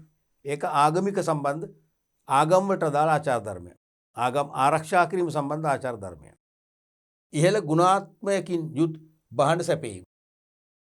ඒක කාටද? ගුණාත්මයකින් යුත් භාණ්ඩ පාරිභෝගිකයාට. එහෙනම් ඒකත් මෙතන ගන්න බෑ. වැඩිහිටියන්ට ආචාරශීලී වීම. ඒක ප්‍රජාව වෙනුවෙන් ඇති වගකීම. එහෙනම් පිළිතුර තමයි දෙවෙනි එක. දෙවෙනි එක. ඊළඟ ප්‍රශ්නත් අපි යමු. මේ 2019 බොහොම අලුත්ම ප්‍රශ්නේ. 2019 විභාග ප්‍රශ්නය. ඒකත් 4 වන ප්‍රශ්න වශයෙන් ඇවිල්ලා තියෙනවා. 4 වන ප්‍රශ්නේ. තිරසර සංවර්ධනය හා සම්බන්ධ ක්‍රියාකාරකම් කිහිපයක් පහත දැක්වේ. එකෙන් අහන්නේ ඉහත ද අතුරින් ව්‍යාපාරවල ආර්ථික තිරසර බව ආර්ථික තිරසර බව තහවුරු කර ගැනීම සඳහා කළ හැකි ක්‍රියාකාරකම් පමණක් තුලත් වර්ණය කුමක්ද? අපි තිරසර සංවර්ධනය ගැන කතා කරානේ. අනාගත පරම්පරාවේ අවශ්‍යතා ඉටු කර ගැනීමට ඇති අයිතියට බාධා නොකර නැත්නම් අයිතිය විනාශ නොකර වර්තමාන පරම්පරාවේ අවශ්‍යතා ළඟා කර ගනිමින් සංවර්ධනය කරා ගමන් කිරීම. අපි සංවර්ධනයක් වෙන්න ඕනේ. වර්තමානයේ මිනිස්සුන්ගේ අවශ්‍යතා ඉෂ්ට කරන්නත් ඕනේ. හැබැයි අනාගත පරම්පරාවේ අවශ්‍යතා ඉෂ්ට කරන්නට බාධා කරගන්න බෑ. ඒ කියන්නේ අනාගත පරම්පරාවටත් යම් සම්පත් ප්‍රමාණයක් අපි සුරක්ෂිතව වෙන් කර තබන්නට ඕනේ. එහෙම වෙන් කර තබමින් වර්තමාන මිනිසාගේ වූමනා ඉටු කර ගනිමින් සංවර්ධනය කර ගමන් කිරීම තමයි තිරසර සංවර්ධනය කියලා අපි ඉගෙන ගත්තේ පාඩම පුරාම. ඒක අපි කතා කරා මූලික කොටස් තුනක්. තිරසර සංවර්ධනයේ ප්‍රධාන කුළුණු තුනකින් ක්‍රියාත්මක වෙනවා කියලා. ඒ තමයි පරිසර තිරසර සංවර්ධනය, ආර්ථික තිරසර සංවර්ධනය හා සමාජ තිරසර සංවර්ධනය. පාරිසරික, ආර්ථික හා සමාජ. ආර්ථික කියලා කිව්වේ රටේ ජනතාව පරිභෝජනයේ නාස්ති නොකර පිරිමැසුම්දායක ලෙස නැත්නම් පරිභෝජනයේ සීමා කරමින් තත්ත්වෙන් උසස් භාණ්ඩ හා සේවා පරිභෝජනය කරමින් ජීවන තත්ත්වය උසස් කර ගනිමින් ජාතික නිෂ්පාදනයේ මූර්ත වශයෙන් වැඩි කළ සංවර්ධනය කර ගමන් කිරීම. ආර්ථික තිරසර සංවර්ධනය. ඊට පස්සේ සමාජ තිරසර සංවර්ධනය කිව්වේ සමාජයට ජීවත් වීමට සමාන අවස්ථා උදා කරමින් සමාජ ගෞරවයේ රැකෙන පරිදි කටයුතු කරමින් සංවර්ධනය කර ගමන් කිරීම. එහෙමනම් මේක අහන්නේ ආර්ථික තිරසර බව තහවුරු කර ගැනීම සඳහා කළ හැකි. ඒක මොකද නිකම්ම ආර්ථික තිරසර භාවයේ තහවුරු වෙන්නේ නැහැ. ආර්ථික තිරසර භාවයේ තහවුරු කරන්න ව්‍යාපාරිකයන්ට ක්‍රියාකාරකම් කීපයක් දියත් කරන්න වෙනවා. අන්නේ ක්‍රියාකාරකම් මේක අහන උත්තර හතරක් තියෙනවා. හතරක් අහනවා. දීලා තියෙනවා 6ක්. තාක්ෂණික සංවර්ධනය. දැන් රටක ආර්ථික සංවර්ධනයේදී ආර්ථික තිරසර සංවර්ධනයේදී තාක්ෂණය දිනු වෙනවා තමයි. ආර්ථික සමාජ පරිසර තුනම මත කරත් පොදුවේ සංවර්ධනයේදී තාක්ෂණය දිනු වෙන්න එපා. එහෙනම් අනිවාර්යෙන් මේක උත්තරයක් වෙනවා. තාක්ෂණික අංශයක සෑම ව්‍යාපාරයක්ම තමන්ගේ ව්‍යාපාරයේ තාක්ෂණික මට්ටම අතින් උසස් තැනකට ගෙන આવුත් මොකද වෙන්නේ? මුළු රටේම තාක්ෂණය දිනු වෙනවා. මුළු රටේම සංවර්ධනය තහවුරු වෙනවා. සේවක සුබ සාධනය. සේවක සුබ සාධනය ආර්ථික වලට අදාළ නැහැනේ. තේරුණාද? සේවක සුබ ආර්ථික වලට අදාළ නැහැ. ඒක සමාජ පැත්තට බර වෙන්නේ. ඊළඟට පරිසර හිතකාමී නිෂ්පාදන මිලදී ගැනීම. පරිසර හිතකාමී නිෂ්පාදන මිලදී ගන්න මොනවාද? පරිසරනේ පරිසර තිරසර සංවර්ධන ඒකකයට ඒකයි අයත් වෙන්නේ. ඒක ආර්ථික වලට අයත් වෙන්නේ නැහැ. නවෝත්පාදන අන්න වැදගත්. සාමාන්‍යයෙන් ව්‍යාපාර කලින් කලට ළඟ අලුත් භාණ්ඩාසේව හදන්න ඕනේ. මොකද නවෝත්පාදන හදන තරමට තමන්ගේ දේශීය වෙළඳපොළෙන් වගේම විදේශ නැත්නම් ගෝලීය වෙළඳපොළෙන් විශාල ඉල්ලුමක් ඇති වෙනවා. ඒ නිසා ඒ භාණ්ඩ ගෝලීය වශයෙන් අපනයනය කරලා විශාල විනිමයක් රටට අද්දවාගෙන රටේ සංවර්ධනය තහවුරු කරගන්න පුළුවන්. අන්න එහෙනම් රටේ ආර්ථිකයේ දියුණුව වෙන ආර්ථික සංවර්ධනයේට ඒ අනිවාර්යයෙන්ම ඉවහල් වෙන සාධකයක් ව්‍යාපාරික විසින් කළ යුතුම ක්‍රියාමාර්ගයක් වෙනවා. ඒක ගන්න පුළුවන්. D. ඊළඟට මානව විවිධත්වයට ගරු කිරීම. මානව විවිධත්වයට ගරු කිරීම. මොකද කියන්නේ? රටක ප්‍රජාව තුල විවිධ වූ මිනිස් කණ්ඩායම් ඉන්නවනේ. විවිධ වූ ආගම් හා සබැදි සංස්කෘතියන් වැළඳගත් අය ඉන්නවනේ. කතෝලික සංස්කෘතිය, බෞද්ධ සංස්කෘතිය, හින්දු සංස්කෘතිය, මුස්ලිම් සංස්කෘතිය නේ. ඒගොල්ලෝ ඒ වගේ මානව විවිධත්වයක් තියෙනවා. ඒගොල්ලන්ගේ ජීවන රටාවන් වෙනස්. තේරුණාද? මෙන්න මේ මානව විවිධත්වයට ගරු කරන්න ඕනේ. ඒ මානව විවිධත්වයට ගරහන්න බෑ. ඒකයි තියෙන්නේ සමාජ තිරසර සංවර්ධනයේටයි. එහෙනම් ඒකත් නෙවෙයි උත්තරේ. ඊළඟට අවදානම් කළමනාකරණය. ඇත්තරම අවදානම් කළමනාකරණය කරන්න ඕනේ. මොකද සෑම ව්‍යාපාරයක්ම තියෙන අවදානම්. ලාභ ලැබෙන්නත් පුළුවන්, නොලැබෙන්නත් පුළුවන්. ගුණාත්මක භාණ්ඩ නිෂ්පාදනය වෙන්නත් පුළුවන්, නොවන්නත් පුළුවන්. පරිසර හිතකාමී භාණ්ඩ හදන්නත් පුළුවන්, නොහදන්නත් පුළුවන්. මෙන්න මේ අවදානම් අපි කළමනාකරණය කරලා ආර්ථිකයට වාසිදායක ලෙස, ආර්ථිකයට ගැළපෙන ලෙස ව්‍යාපාරකට සදගසා ගන්න ඕනේ. එහෙනම් ඒකත් අයිති මෙතනට. දැන් කීයක් තේරුවද? 3ක් තේරුව. එකපාරට උත්තරේ නැහැ කියලා පේනවනේ. මේ ප්‍රශ්නේත් ටිකක් නෙවෙයි සංකීර්ණ ප්‍රශ්නයක් මේක. හරිනේ. එකපාරට උත්තරය ආවේ නැහැ. තාම උත්තරය ආවේ නැහැ අපිට. එතකොට දැන් අපිට වෙලා තියෙන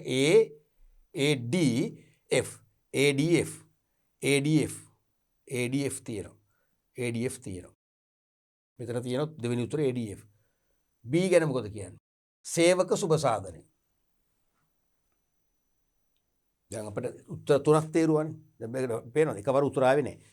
එහෙනම් උත්තර 3ම හරිනේ. එහෙනම් ඒ උත්තර 3 තියෙනවා දෙවෙනි උත්තරේ. ADF තියෙනවා. එතකොට A තියෙනවා, D තියෙනවා, F තියෙනවා.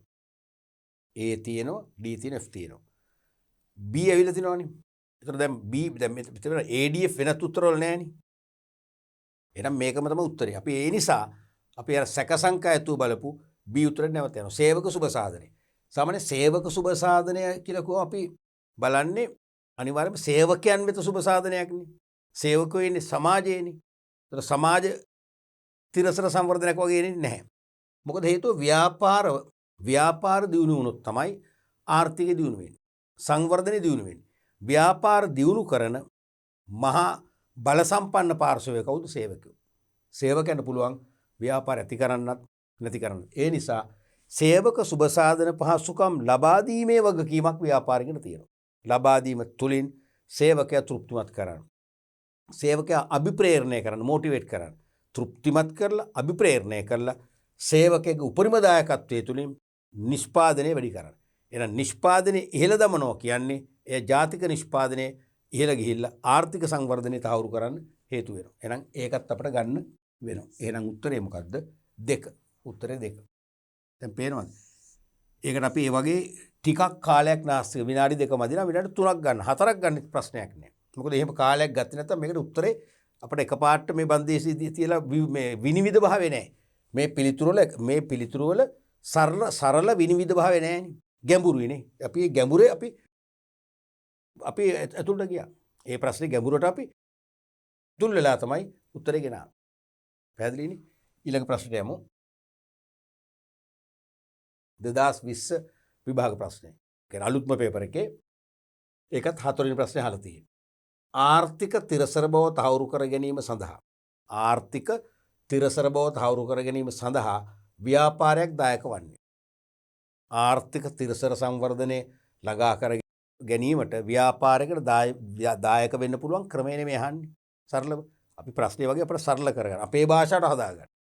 ආර්ථික තිරසර බව ආර්ථික තිරසර සංවර්ධනය ළඟා කර ගැනීම සඳහා ව්‍යාපාරිකයන්ට දායක විය හැකි ක්‍රමයක් නෙමෙයි අහන්නේ. සරලව ගත්තම යටිදල පහසුකම් ඇති කිරීමෙනි. භාණ්ඩ ආනයනය කිරීමෙනි. සේවා නියුක්තිය ඇති කිරීමෙනි. සාධාරණ ආදායම් ව්‍යාප්තියක් පවත්වා ගැනීමෙනි. අභ්‍යන්තර මිල ස්ථායීතාවය පවත්වා ගැනීමෙනි. අභ්‍යන්තර මිල ස්ථායීතාවය පවත්වා ගැනීම. කවර උත්තරේ සමහර නොපෙනෙන්න පුළුවන්. සමහර විට පෙනෙන්නත් පුළුවන්. ආර්ථික තිරසර බව තහවුරු කර ගැනීමට ව්‍යාපාරයකට දායක වෙන්න පුළුවන්. නැත්නම් ව්‍යාපාරයක් ක්‍රියා කළ යුතු. ව්‍යාපාරයක් සක්‍රිය වෙන්න ඕන ආකාරය අහන්නේ. අන්න ඒක තේරුම් ගන්න. ව්‍යාපාරයක් සක්‍රිය වී යුතු ආකාරය අහන්නේ. එතකොට යටිදල පහසුකම් ඇති කිරීම කියන්නේ ව්‍යාපාර දෙව කරන්නේ. මම්මාවත් ඉදි කරන්නේ. ජල වාහන පහසුකම් ඇති කරන්නේ. බල ශක්ති පහසුකම් ව්‍යාප්ත කරන්නේ ව්‍යාපාරද නෑනේ. එහෙනම් මේක උත්තර වෙන්න බෑ. භාණ්ඩ ආනයනය කිරීමෙනි. භාණ්ඩ ආනයනය කරාම ආර්ථිකයේ සංවර්ධනයක් ඇති වෙන්නේ නෑනේ. අපේ ජාතික ධනෙ විදේශෙන්ට පිට වෙලා යනවනේ. එහෙනම් ඒකත් උත්තරේ නෙවෙයි. සේවා නියුක්තිය ඇති කිරීමෙනි. අන්න රටක ආර්ථික සංවර්ධනයේදී සේවා වියුක්තිය තහනම් වචනේ.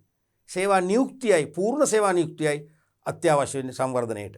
එහෙනම් සේවා නියුක්තිය ඇති කරනවා කියන්නේ රැකියා අවස්ථා ඇති කරනවා. රැකියා අවස්ථා අන්න ව්‍යාපාරිකයෝ රැකියා අවස්ථා ඇති කිරීම තුළින් මොකද කරන්නේ?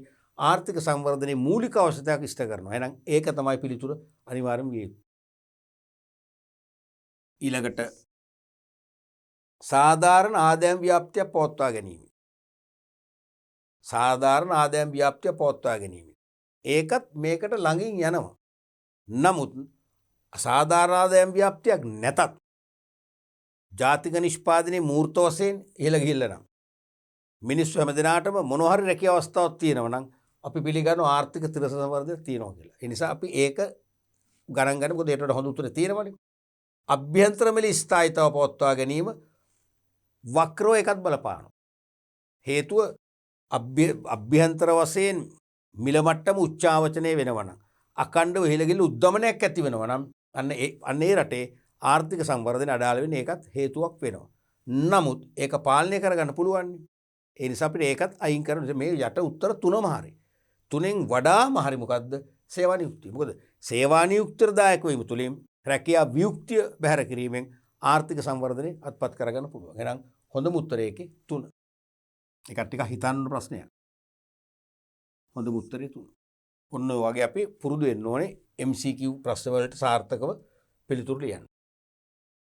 ඊළඟට මේ පහුගිය විභාග ප්‍රශ්න වල ආපු හිස්තැන් ප්‍රශ්න බලමු. ගොඩක්ම ඇහුවේ නැහැ හිස්තැන් ප්‍රශ්න මේ එකකේ. මොකද මේක පුංචි මේ එකකේනේ. තේරෙනවද? 2010 විභාග ප්‍රශ්නයේදී 23 වෙනි ප්‍රශ්න වශයෙන් ඇහුවා ව්‍යාපාරයක හැසිරීම කන්ඩක්ට් පාලනය කරන නීති හෝ සම්මතයන්. ව්‍යාපාරයක සියලු පාර්ශ්වයන්ගේ අයිතිකරු කළමනාකරු සේවකයෝ තුන්ගොල්ලෝනේ. මේ තුන්ගොල්ලන්ගේම හැසිරීම. ඒ කියන්නේ වඩා යහපත් හැසිරීමක් කියන එක අපිට ඔලුවට එන්න ඕනේ කියන එකනේ. ව්‍යාපාරයක හැසිරීම පාලනය කරන. ඒ කියන්නේ අනවශ්‍ය හැසිරීම රටාවන් තියෙනවා නම් ඒව ව්‍යාපාරයේ යහපැවැත්ම උදෙසා පරිවර්තනය කරගත්තොත් හොඳ පැත්තට. ඒ වගේ හැසිරීම පාලනය කරන නීති හෝ සම්මතයන් ලෙස හඳුන්වන්නේ මොනවද? ආචාර ධර්ම. ව්‍යාපාරයක යහපත් හැසිරීම් රටාවක් සහිත හොඳ ව්‍යාපාරයක් බවට පත් කරගන්න ව්‍යාපාරය විසින් දියත් කළ යුතු සම්මතයන් හොඳ සම්මතයන් තීරණය කරලා තියෙනවා. නීති වශයෙන් ක්‍රියාත්මක කරනවා නම් මොකක්ද ඒකෙන් වෙන්නේ? එළියට එන්නේ ආචාර ධර්ම. එළියට එන්නේ ආචාර ධර්ම. එළියට එන්නේ ආචාර ධර්ම. ආචාර ධර්ම ලෙස හැඳින්වෙන්නේ. ආචාර ධර්ම. ඊළඟ දෙවෙනි ප්‍රශ්නය 2011 දී හිස්තැන් ප්‍රශ්නයක් ඇවිල්ලා නැහැ. 2013 දී 32 ප්‍රශ්න වශයෙන් අහලා දෙනවා. 32 අයන්න අයන දෙකක් අහලා දෙන එකවර හොඳ දේ කිරීමත් නරක දේ නොකිරීමත් මතකනේ.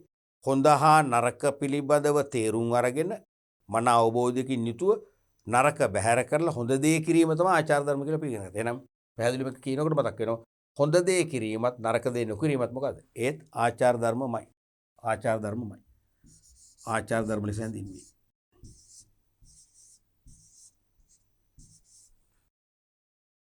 ඒක ආයන්. ස්වභාවික පරිසරයක් හෝ සංස්කෘතියක් කෙලෙසෙන කිසිවක් නොකරන බවට එක්සත් ජාතීන්ගේ සමාජික රටවල් ඇති කරගෙන තිබෙන සම්මුතිය. ජපානයේදී උක ඇති කරගත්තේ ස්වභාවික පරිසරය කෙලෙසෙන. ඒ කියන්නේ වනාන්තර හෙලි කිරීම, ගංගා ඇලදොල විනාශ කිරීම, මත්ස්‍ය සම්පත විනාශ කිරීම, खनिज संपत्ति विनाश किरीम ओके स्वाभाविक परिसरයක් හෝ ඒ රටවල සංස්කෘතිය විනාශ කරන කෙලෙසෙන කිසිවක් නොකරන බවට එක්සත් ජාතීන්ගේ සමාජික රටවල් ඇති කරගත් ගිවිසුමක් සම්මුතියක්. මොකද ඒකට කියන්නේ කියාතෝ ප්‍රඥප්තිය. මතකයිනේ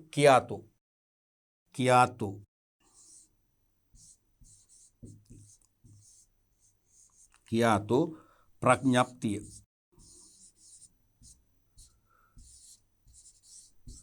කියාතෝ ප්‍රඥප්තිය. ඊළඟ ප්‍රශ්නේ බලමු. 2013 යහපු විභාග ප්‍රශ්නය 31 වෙනි අභ්‍යාස වශයෙන් 31 ආයන්. අයන්ට මේ ඒකකින් නෙවෙයි. ව්‍යාපාරයකට අදාළ ආචාර ධර්ම ලිඛිතව ප්‍රකාශයට පත් කළ විට එය හඳුන්වනුයේ හිස්තනක් ලෙසට. ව්‍යාපාරයකට අදාළ ආචාර ධර්ම හදලා ලිඛිත අපිට අත්පොතක් වශයෙන් හැදුවොත් මොකද ඒකට කියන්නේ? ආචාර ධර්ම සංග්‍රහයනේ. මතකයිනේ ආචාර ධර්ම සංග්‍රහය. ආචාර ධර්ම සංග්‍රහය.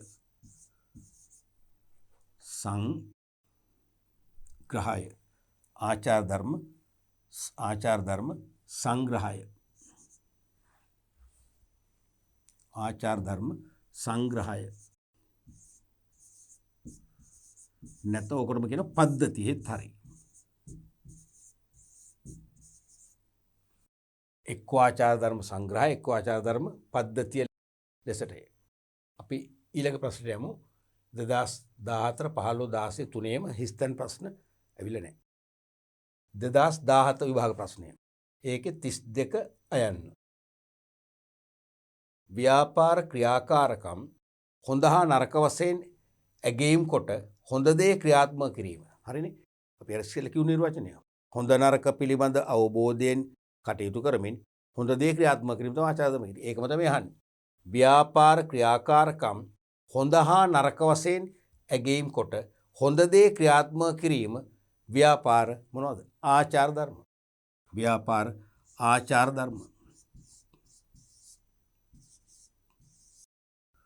ආචාර ධර්ම ලෙසද මානව හා ස්වභාවික පරිසර සංවර්ධනයට ව්‍යාපාරවල ඇති ධනාත්මක බැඳීම. මතකනේ මානව මිනිස් වර්ගයාගේ ඒ වගේම ස්වභාවික පරිසරයේ වැඩි දියුණු කරන්න ව්‍යාපාරක වලට දායක වන්න ධනාත්මක බැඳීමක් තියෙනවා නම් ඒක මොකද්ද? සමාජ වගකීම. සමාජ වගකීම.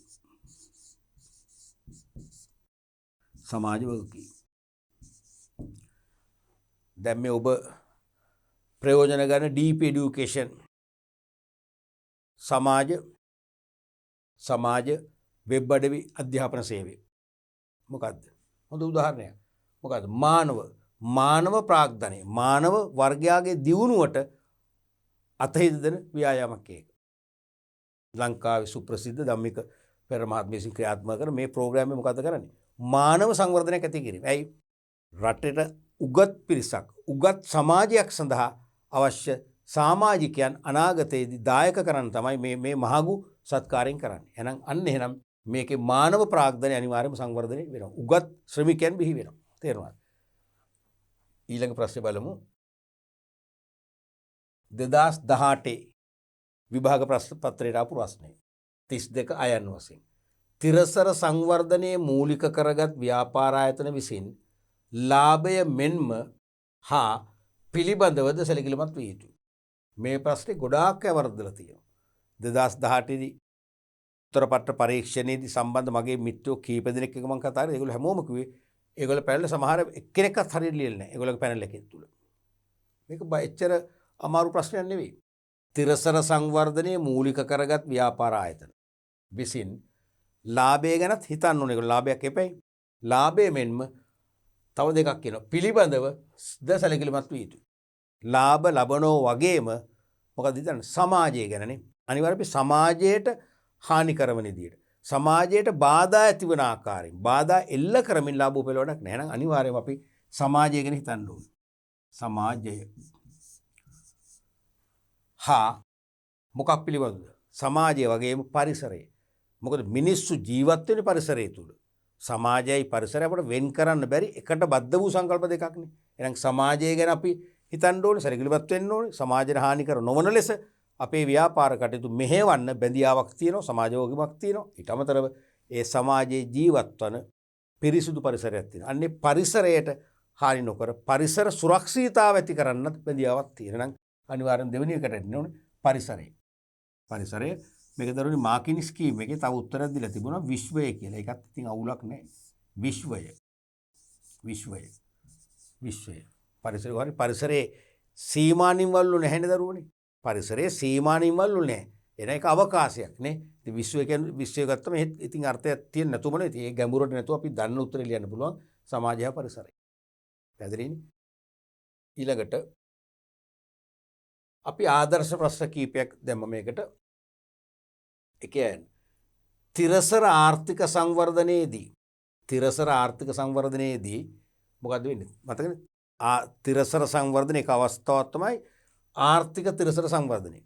ඒකෙදි වෙන්න ඕනේ රටේ මිනිස්සුන්ගේ පරිභෝජනය පුළුවන් තරම් අඩු කරගන්න. අනවශ්‍ය පරිභෝජනයක් අපි බැහැර වෙන්න ඕනේ. නම් පරිභෝජනේ සීමා කරලා ජීවන තත්ත්වයේ උසස් කර ගැනීමක් කරන්න ඕනේ. ඒ වගේ මානව සුබසාධනය වර්ධනය කරගන්න ඕනේ. එහෙනම් මෙයක් කියන්නේ තිරසර ආර්ථික සංවර්ධනයේදී සම්පත් පරිභෝජනය අඩු කර පාවිච්චි අඩු කරන්න ඕනේ. ඒක තමයි ආරක්ෂාව වෙන අනාගතේ වෙන්නේ. සම්පත් පරිභෝජනය අඩු කර මොකද වෙන්නේ? ජීවන තත්ත්වය උසස් වෙන්න ඕනේ. සම්පත් පරිභෝජන අඩු කළ මිනිස්සු බඩගින්න තියන්න බෑ. මිනිස්සු තත්ත්වයෙන් බාල භාණ්ඩ පාවිච්චි කරන්න බෑ. හොඳ භාණ්ඩ අවශ්‍ය පදමට පාවිච්චි කරලා ජීවන තත්ත්වය උසස් කරන්න ඕනේ. ජීවන තත්ත්වය උසස් කිරීම මගින් මානව සුබ සාධන හෙළැංවීමට අපේක්ෂා කරයි. පැහැදිලිද? ඊළඟ ප්‍රශ්නේ තිරසර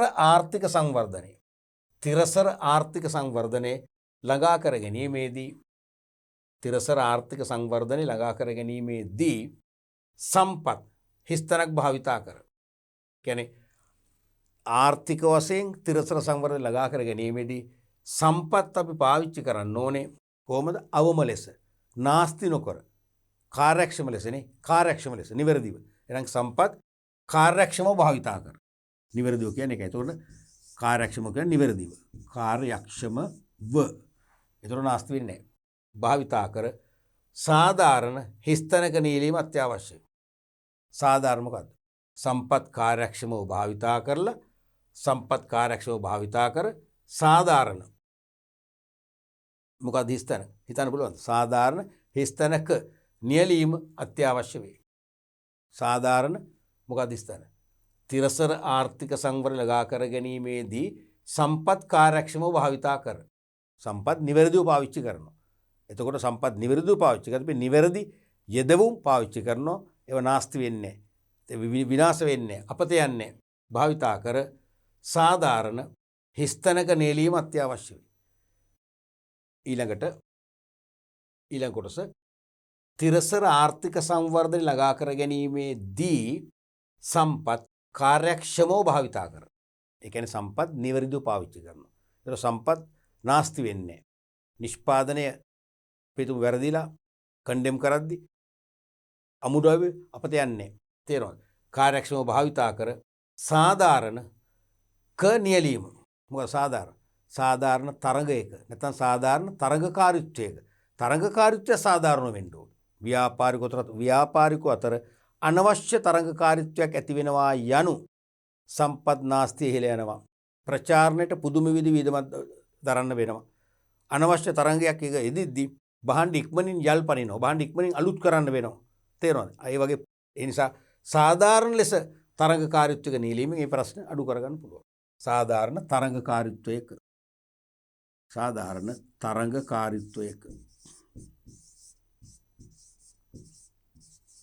නියැලීම අත්‍යවශ්‍යයි.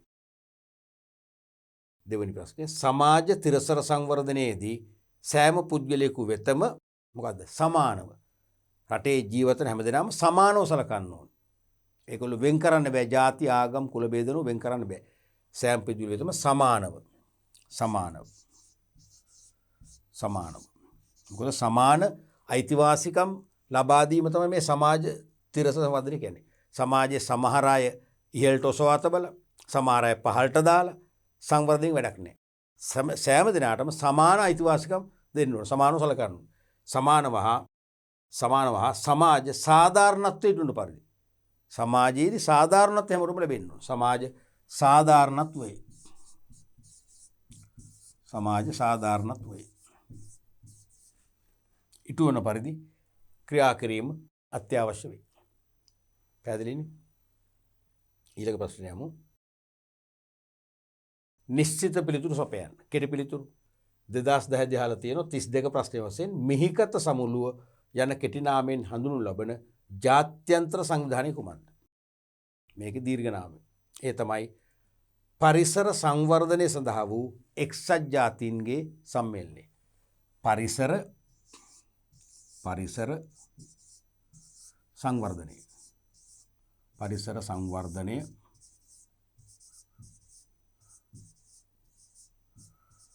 සඳහා වූ එක්සත් ජාතීන්ගේ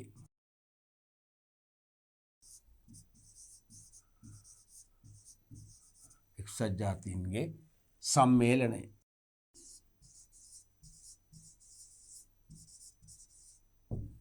එක්සත් ජාතීන්ගේ සම්මේලනය. ඊළඟට 2011 විභාග ප්‍රශ්නය 41 ප්‍රශ්න වශයෙන් ඇහුවා. සමහර ව්‍යාපාර ආයතන සිය ව්‍යාපාරයට අදාළ ආචාර ධර්ම ලිඛිතව ප්‍රකාශයට පත් කරයි. සමහර ව්‍යාපාර ආයතන සිය ව්‍යාපාරයට අදාළ ආචාර ධර්ම ලිඛිතව ප්‍රකාශයට පත් කරයි. ඒ කියන්නේ මොකද්ද? ආචාර ධර්ම සංග්‍රහය මතකයිනේ. එම ආචාර ධර්ම පද්ධතියෙන් ආවරණය වන පාර්ශ්ව තුනක් නම් කරන්න. ආචාර ධර්ම පද්ධතියක් හැදුවම ව්‍යාපාරයක ඒ ආචාර ධර්ම පද්ධතියට යටත් වන අය අනිවාර්යයෙන්ම මේ ආචාර ධර්ම පද්ධතියේ නියමයන් සම්මතයන් පිළිපැදීමට බැඳී සිටින අය තමයි මේ අහන්නේ. පාර්ශ්ව නම් කරන්න. කවුද? අනිවාර්යයෙන්ම අයිතිකරුවෝ, හිමිකරුවන් මේකට යටත්. තව කළමනාකරුවෝ අනිවාර්යයෙන් ව්‍යාපාරයේ ආචාර ධර්ම පද්ධතියට ගරු කරන්න ඕනේ. කළමනාකරුවන්.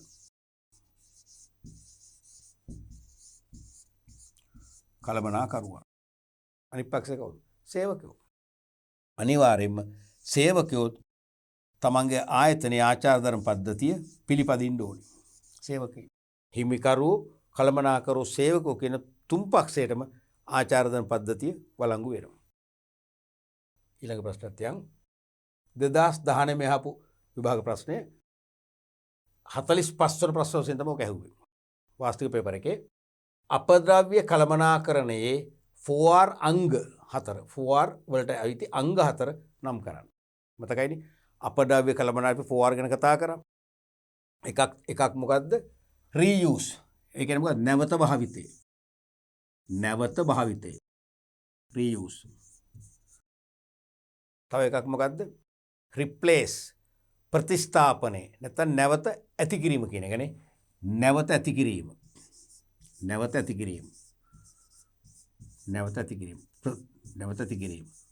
ඕකම තමයි දරුවනේ ප්‍රතිස්ථාපනය කියලා පේපර් එකේ එන්න පුළුවන්. හොඳේ ප්‍රතිස්ථාපනය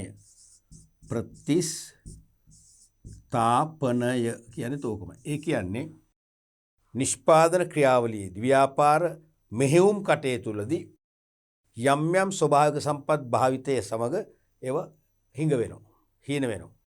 එම හිඟ වුණාට නැවතේ ස්වභාවික සම්පත් අපිට ජනිත කරන්න පුළුවන්. දැන් ගෘහ භාණ්ඩ කම්හලක ගෘහ භාණ්ඩ තැනීමට දැව භාවිතා කරද්දී වන සම්පත විනාශ වෙලා යනවා. නමුත් නැවත වනවගා ව්‍යාපෘති මගින් ඒක ඇති කරන්න පුළුවන්. ඒක තමයි නැවත ඇති කිරීම කියන්නේ. රිප්ලේස්. අනිත් එක තමයි රීයුස් කියවනේ නැවත භාවිතේ නැවත ඇති කිරීම. අපද්‍රව්‍ය අඩු කර ගැනීම. රෙඩියුස් කියන්නේ අපද්‍රව්‍ය අඩු කර ගැනීම.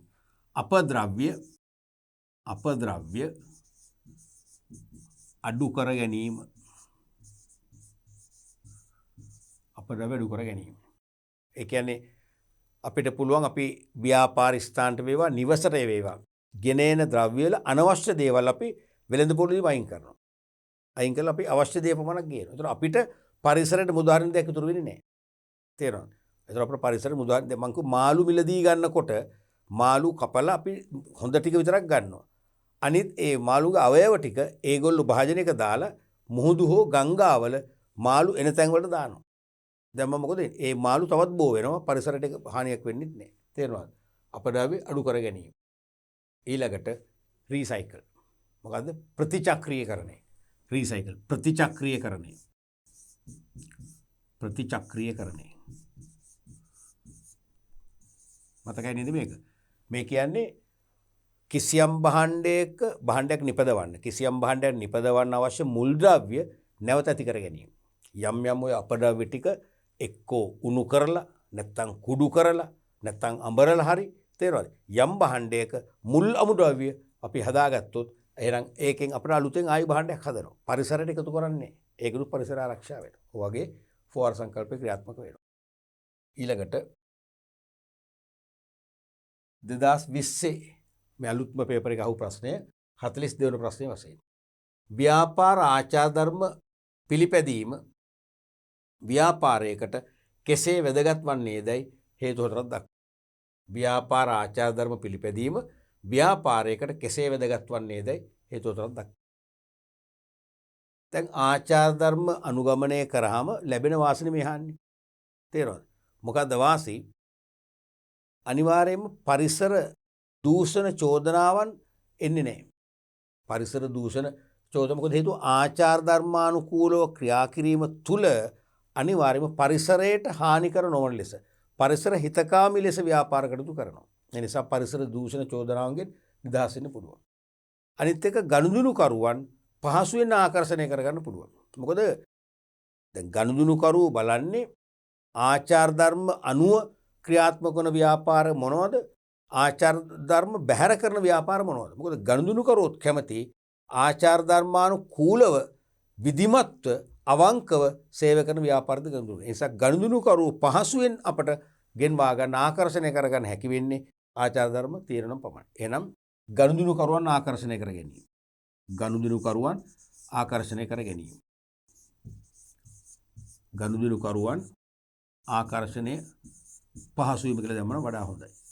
ආකර්ෂණය පහසු වේ. ඊළඟට ආයෝජකයෝ. දැන් වාණිජ පත්‍රිකා වේවා ඍණ පත්‍රයවත් ණය කර වේවා නිකුත් කරලා අමතර අරමුදල් රැස් කර ගැනීම අවශ්‍යතාවයක් ඇති වුණාම ඒව මිලදී අරගෙන අරමුදල් සපයන්නේ ආයෝජකයෝනේ. ආයෝජකයන් පව බලන්නේ ආචාර ධර්ම මත පිහිටි ව්‍යාපාරත් එක්ක ආයෝජනය කරන්න. ආචාර ධර්ම වලින් බැහැර ව්‍යාපාර වලට අනාගත පැවැත්ම ගැන ස්ථිර නිගමනයක් එන්න බෑ. ආචාර ධර්ම අනුගමනය කරන කොහොමත් ව්‍යාපාරයේ සදාකාලික නැ දිගු කාලීනයි. තේරෙනවද? එහෙනම් ආයෝජකයන් ගෙන්න ගන්නත් මේක වාසියක් නැත්නම් පහසුවක් වෙනවා. නම් දෙවෙනි එක තමයි ආයෝජකයින් පහසුවෙන් ආකර්ෂණය කරගත හැකි වීම.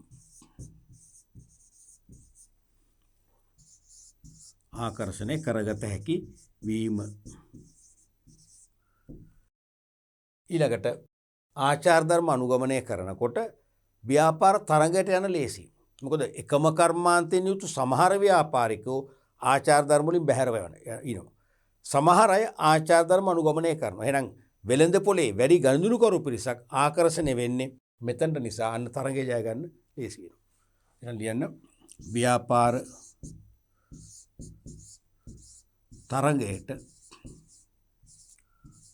පහසුවෙන් මුහුණ දෙන්න පුළුවන්. පහසුවෙන් මුහුණ දිය හැකි වීම. මුහුණ දිය හැකි වීම.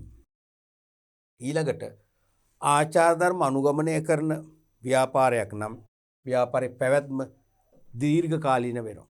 ඒ කියන්නේ පක්ෂපාතී ගනුදෙනුකරු පිරිසක් අපට ලැබෙනවා. මොකද ඒගොල්ලෝ හරි කැමති අපිත් එක්ක ගනුදෙනු කරන්න. මොකද හැම දෙයක්ම අපේ පිළිවෙලක් තියෙනවා. ක්‍රමවේදයක් අනුව වෙන්නේ. අසාධාරණ නැහැ. අවංකව වැඩ කරනවා. වංක කටයුතු නැහැ. ඒ නිසා පක්ෂපාතී වෙළඳ පොලක් දිනා ගන්නත් මේක හේතු වෙනවා. පක්ෂපාතී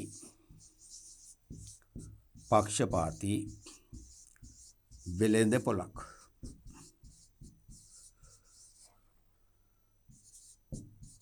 දිනාගත හැකි වීම.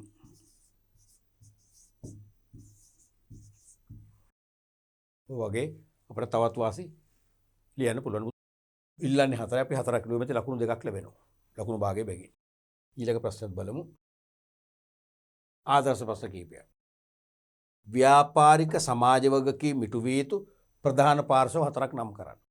ව්‍යාපාරයකට සමාජ වගකීම් ඉටු කිරීමේදී ප්‍රධාන පාර්ශ්ව 4ක් තියෙනවනේ. ඒ හතර තමයි අහන්නේ. කවුද? 1 සේවකයින්. සේවකයින්. 2 කවුද? ගනුදෙනුකරුවෝ නැත්නම් පාරිභෝගිකයෝ. ගනුදෙනුකරුවන්.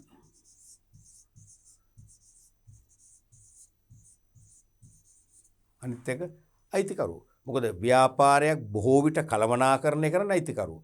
හිමිකාරත්වය කළමනාකාරීත්වය දෙකක් කියලා අපි ඉගෙන ගන්න. තේරෙනවද? හිමිකරුවන් වෙනුවෙන් කළමනාකරුවෝ ක්‍රියාත්මක වෙලා සීමිත සම්පත් කළමනාකරණය කරනවා. ඒ කරද්දී අනිවාර්යයෙන්ම අයිතිකරුවන් වෙත විනිවිද භාවයකින් යුතුව සේවය කරලා අවංකව කළමනාකරණය කරලා ඉහළ ප්‍රතිලාභපත් කර දෙන්න වගකීමක් තියෙනවා. එහෙනම් හිමිකරුවොත් අයිති. හිමිකරුවන්. හතරවෙනි එක තමයි සමස්ත සමාජ ප්‍රජාව. මොකද සමස්ත ප්‍රජාව වෙනුවෙනුත් අනිවාර්යයෙන්ම සමාජ වගකීම් තියෙනවා. එහෙනම් ප්‍රජාව මොකද මහත දෙවෙනි ප්‍රශ්නය. තිරසර සංවර්ධනයේ ගොඩනැගී ඇති ප්‍රධාන කුළුණු තුන නම් කරන්න. සස්ටේනබල් ඩෙවලොප්මන්ට් කියන කන්සෙප්ට් එක ප්‍රධාන කුළුණු තුනක් මත තමයි ක්‍රියාත්මක වෙන්නේ. නැත්නම් ප්‍රධාන අංශ තුනකින් ක්‍රියාත්මක වෙනවා. මොනවද? ආර්ථික තිරසර සංවර්ධනය, පරිසර තිරසර සංවර්ධනය සහ සමාජ තිරසර සංවර්ධනය. මතකයිනේ? 1 ආර්ථික තිරසර සංවර්ධනය. ආර්ථික තිරසර සංවර්ධනය. 2 පරිසර තිරසර සංවර්ධනය. 3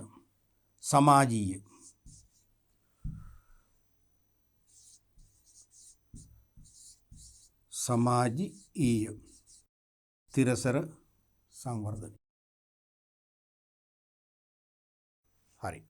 ඒ අනුව අපි දැන් අද දෙවන පාඩම් ඒකකය වන සමාජීය වගකීම් සහ ආචාර ධර්ම කියන ඒකට අදාළ 2020 සිට 2010 දක්වා වර්ෂ 10ක දී යොමු වෙච්ච විභාග ගැටලු කතා කරා. වාස්තවික අභ්‍යාස.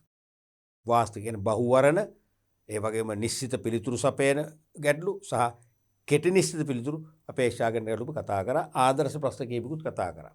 ඒතර මීට ඉස්සෙල්ලා එකකෙන් වසර 10ක ව්‍යුහගත අභ්‍යාස කතා කරා. මම විශ්වාස කරනවා අපි දෙවන පාඩම් එකක ඊටාම විශ්ලේෂණාත්මකව තාර්කිකව නිම කළා. සහ ඒකට දාලා විභාග ගැටලු සහ ආදර්ශ ගැටලු කතා කිරීම තුළින් ඔබට සම්පූර්ණ දැනුමක් ලැබුණා කියලා මම තදින් විශ්වාස කරනවා. අපි ඊළඟ පාඩම් ඒකකවලදී තුන්වන එකකේ සිට කතා කරන්න බලාපොරොත්තු වෙනවා.